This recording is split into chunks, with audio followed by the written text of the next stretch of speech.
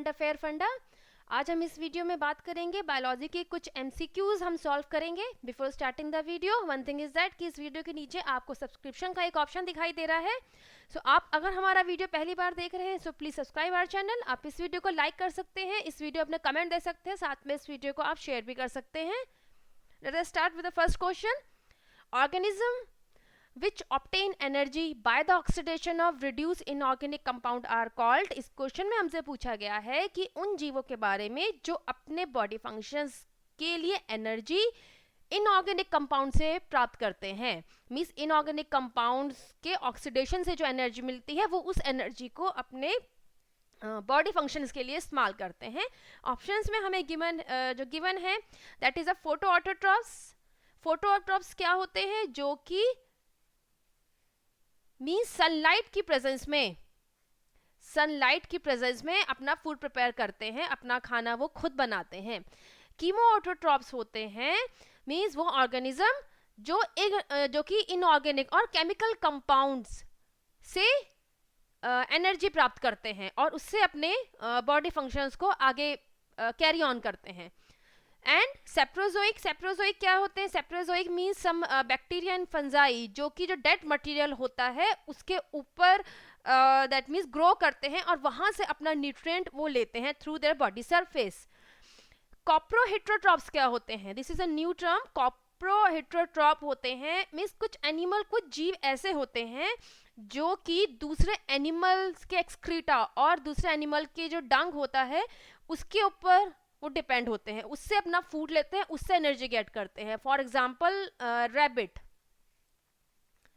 That means वो animal जो कि दूसरे एनिमल्स के डंग और एक्सक्रीटा से एनर्जी गेट करते हैं, उनको कॉप्रोहेट्रोट्रॉप्स कहते हैं। So answer of this question is chemoautotrophs. That is the answer. The total number of canine in the permanent dental set of human is। हमसे पूछा जा रहा है कि जो कैनाइन है, canine what is canine? Canine is a type of teeth. That means कि जो ह्यूमंस में 4 तरह के दांत पाए जाते हैं। Incisor, canine, molar and premolar. इस सब के बारे में जो डाइजेस्टिव जो उसका एक वीडियो था एब्जॉर्प्शन एंड डाइजेशन का, उसमें इसके बारे में डिस्कस किया गया है। कैनाइन ईच जॉ मतलब हर एक जबड़े में कैनाइन होता है 1 पेयर। मीन्स 1 पेयर मीन्स 2 दांत। अगर हर एक जबड़े में 2 दांत हैं तो ऊपर और नीचे का, दैट मीन्स कि लोअर जॉ और एंड द अपर जॉ, तो टोटल हो गया 2 + 2 4। That means number of canine in the permanent dental set of human is 4.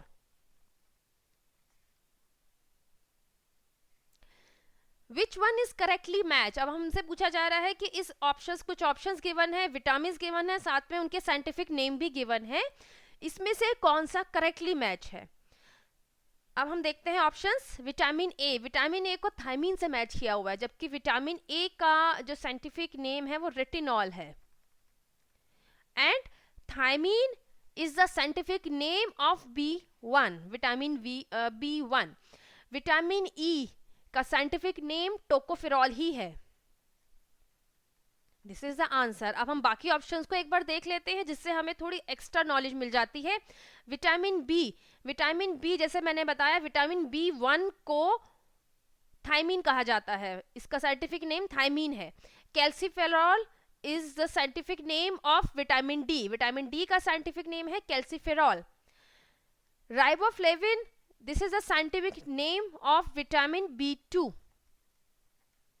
So answer of this question is vitamin E, उसका scientific name है tocopherol। So this is a correctly matched pair। Epithelial cell of the intestine involved in the food absorption have on their surface। जब हम small intestine के बारे में बात कर रहे थे तो जब उसका स्ट्रक्चर हमने डिस्कस किया था उसमें बताया गया था कि that small intestine contain villi and microvilli।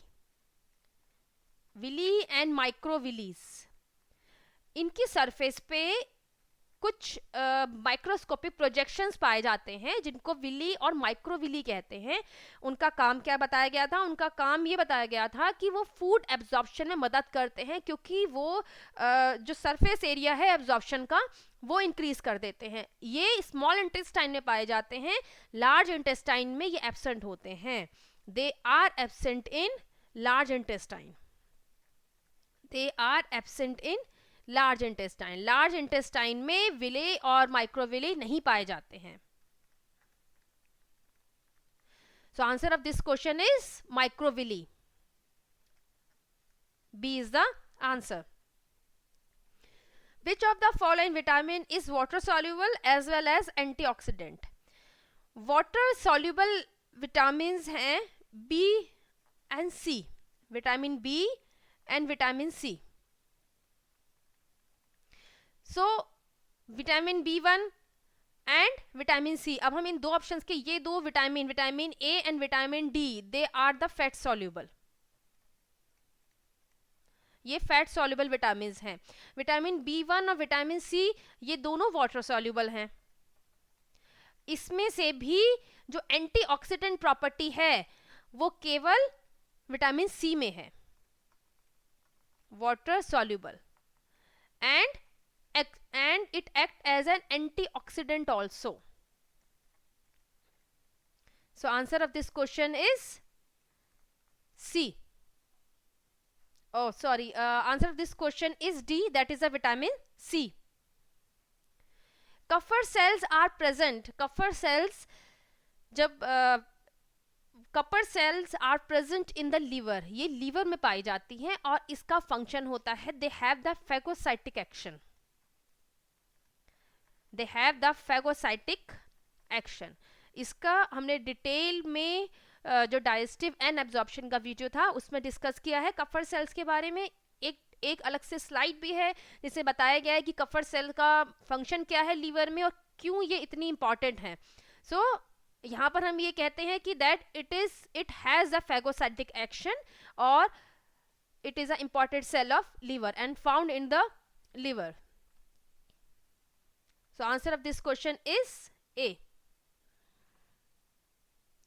Vitamin B12 contain which type of mineral?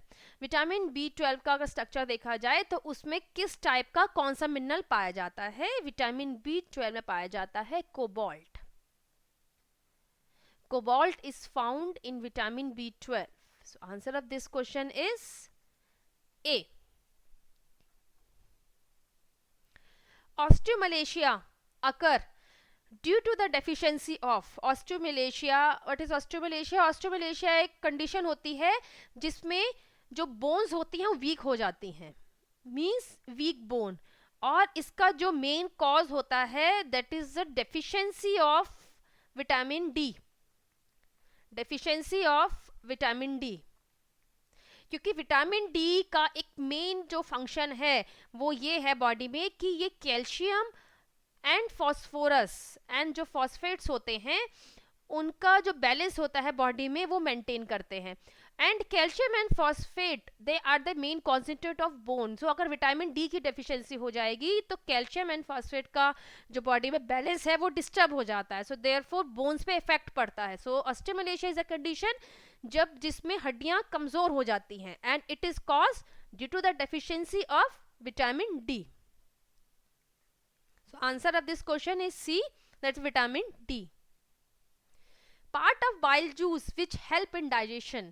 Bile juice क्या था? Bile juice था जो कि लीवर सिक्रेट करता है, और ये इकट्ठा कहाँ होता है? ये इकट्ठा होता है गॉल ब्लैडर में, स्टोर्ड इन गॉल ब्लैडर। इसका हमसे पूछा जा रहा है कि कौन सा पार्ट है बाइल जूस का जो कि डाइजेशन में मदद करता है। अगर आपने वीडियो देखा हो तो आप इस क्वेश्चन को आराम से आंसर कर सकते हैं that bile salt help in digestion of fat, help in digestion of fat. ये फैट के डाइजेशन में मदद करता है और किस तरीके से ये लाइपेज एंजाइम को एक्टिवेट करता है ये सब उस वीडियो में बताया गया है। सो अगर आपको और कोई इसमें नॉलेज चाहिए सो प्लीज आप उसका वीडियो एक बार देखिएगा. So bile salt is the answer of the question.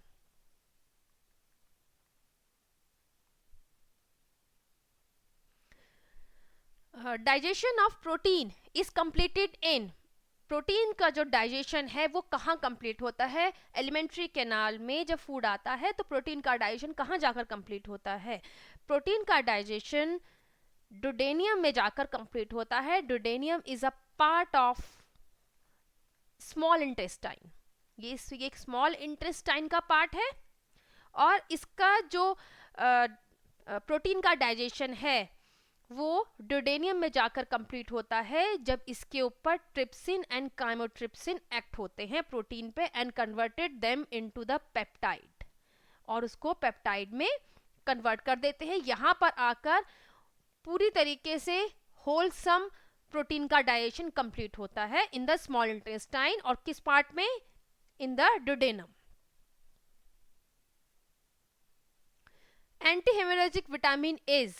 एंटीहेमोरेजिक vitamin is vitamin K. Vitamin K का एक मेन फंक्शन है that it helps in clotting, in blood clotting. It helps in blood clotting.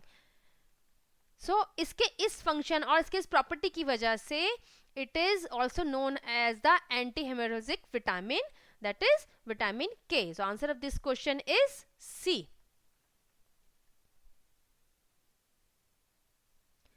Part of the stomach which open into the duodenum. duodenum जैसे कि मैंने इससे पहले slide में बताया है कि duodenum is a part of small intestine. so जैसे कि माउथ के बाद ईसोफेगस के बाद आता है स्टमक का पार्ट, और स्टमक के पार्ट के बाद आता है स्मॉल इंटेस्टाइन का पार्ट. सो क्वेश्चन में हमसे पूछा जा रहा है कि स्टमक का कौन सा पार्ट है जो कि डुडेनम में जाकर ओपन होता है? That is a pyloric sphincter. और पाइलोरिक का जो दैट मीन स्टमक का वो पार्ट है जो कि डुडेनम में जाकर ओपन होता है. So answer of this question is B, which is guard by the pyloric sphincter valve. The food that entered intestine from the stomach is called. जब food through the oesophagus, mouth and oesophagus और stomach में जाता है उसके बाद वो small intestine में enter करता है. तो जब फूड स्टमक से इंटेस्टाइन में एंटर करता है तब उसको क्या नाम दिया गया है? उस अनडाइजेस्टेड और सेमी डाइजेस्टेड फूड को क्या नाम दिया गया है? ये हमसे क्वेश्चन में पूछा गया है. So answer of this question is crime.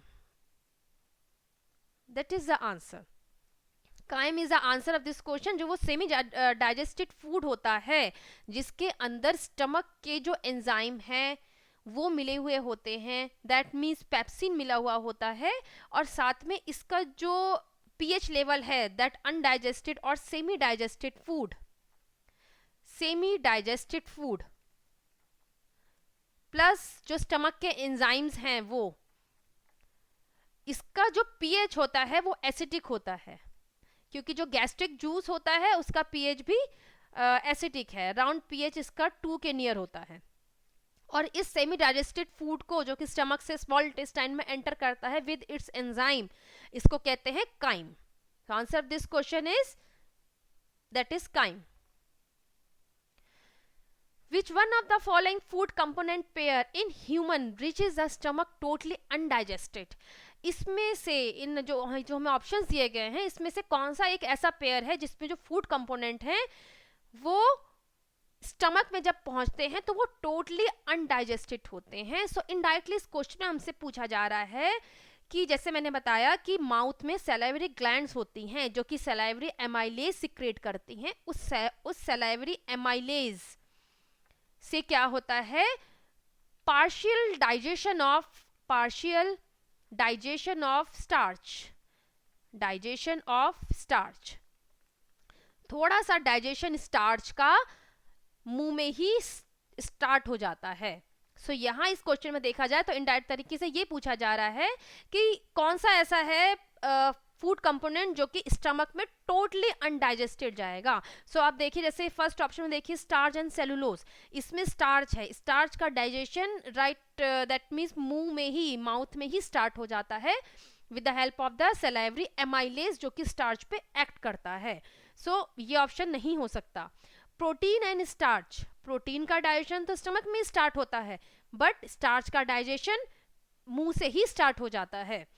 Starch and fat, fat का डाइजेशन देखा जाए तो पूरी तरीके से स्मॉल इंटेस्टाइन में ही होता है, जबकि स्टार्च का डाइजेशन माउथ में स्टार्ट हो जाता है. तो that means C can not be the answer. अब ये देखिए फैट एंड सेलुलोज, फैट और सेलुलोज का जो डाइजेशन है ये पूरी तरीके से इंटेस्टाइन में ही जाकर होता है, किसी तरीके से माउथ में और स्टमक में इनका डाइजेशन नहीं होता है. So answer of this question is D.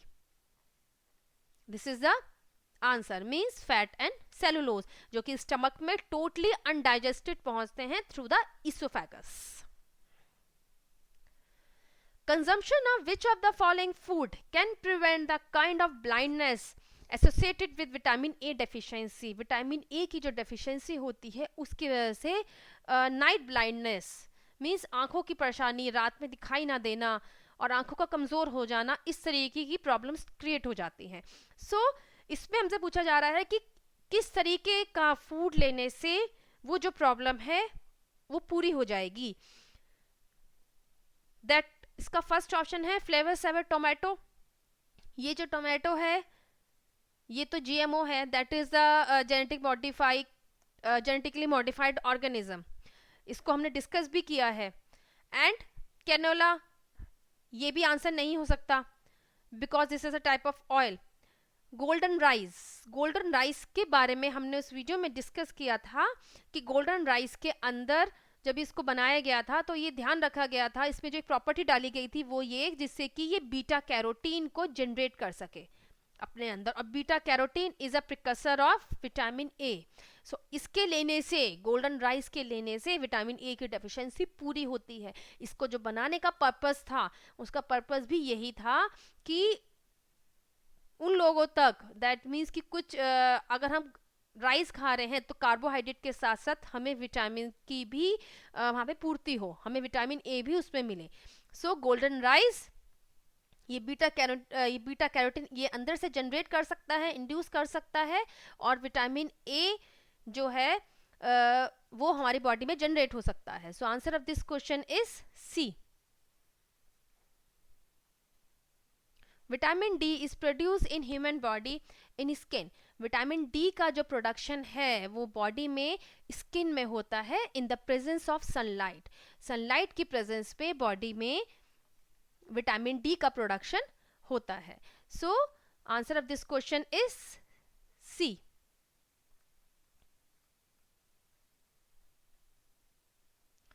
Bile salt act as a activator of this enzyme. इससे पहले भी मैंने स्लाइड में बताया है कि bile salt it help in the digestion, जो कि लीवर से सिक्रेट होता है, and it act as activator of lipase enzyme. Lipase enzyme क्या करता है? लाइपेज एंजाइम एक्ट करता है फैट के ऊपर, जो फूड में जो फैट का कंपोनेंट है उसके ऊपर लाइपेज एंजाइम एक्ट करता है. अब बाइल सॉल्ट कैसे एक्ट करता है? बाइल सॉल्ट इज जो ये फैट के जो ड्रॉप्स हैं, जो फैट मॉलिक्यूल है, जो बिग फैट मॉलिक्यूल है, उसको स्मॉल फैट ड्रॉपलेट में कन्वर्ट कर देता है. स्मॉल फैट ड्रॉपलेट में इसको कन्वर्ट कर देता है और उसके चारों तरफ सॉल्ट की एक लेयर बना देता है. मींस ये एमल्सिफिकेशन कर देता है, एमल्सिफिकेशन कर देता है. इस एमल्सिफिकेशन की वजह से ही लाइपेज एंजाइम फैट के ऊपर एक्ट कर पाता है. सो अगर आपको इसकी डिटेल चाहिए तो आप डाइजेशन का वीडियो देखिएगा एक बार. So bile salt it act as an activator of lipase which help in the digestion of fat in the food. So answer of this question is C. The common passage for bile and pancreatic juice is, जब digestion का जो हमने that means alimentary canal का structure discuss किया था कि food किस तरीके से ईसोफेगस, देन स्टमक और उसके बाद फिर स्मॉल इंटेस्टाइन और लार्ज इंटेस्टाइन में कैरी होता है, उस वक्त पर यह बताया गया था कि बाइल और पेनक्रियाटिक जूस का जो कॉमन पैसेज है that is the ampulla of waiter. So answer of this question is ampulla of waiter. Ampulla of waiter is a common passage for the bile and pancreatic juice. The ductus choledochus is a common duct of bile duct and जो gall bladder से cystic duct आती है उसका ये combination होती है, ductus choledochus. Duct और Wirsung and duct of Santorini is they are the pancreatic duct.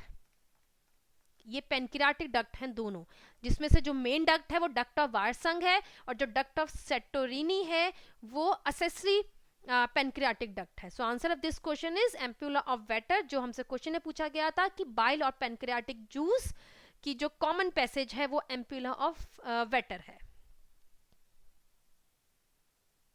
The initial step in the digestion of milk in human infant is carried out by. जब जो छोटे बच्चे होते हैं, जैसे कि वो दूध पे उनका जो मेन फूड होता है जिसको वो लेके मीन्स एनर्जी लेते हैं वो मिल्क ही होता है। सो जो मिल्क का डाइजेशन है वो स्टमक में ही स्टार्ट होता है मिल्क, और इसके ऊपर जो एंजाइम, जो इनिशियल जो एंजाइम एक्ट करता है वो होता है rennin. It act on the milk. Milk में एक मिल्क प्रोटीन होता है, इसे कहते हैं कैसीन। इस कैसीन के ऊपर रेनिन एक्ट करता है एंड कन्वर्टेड इनटू द पैराकैसीन।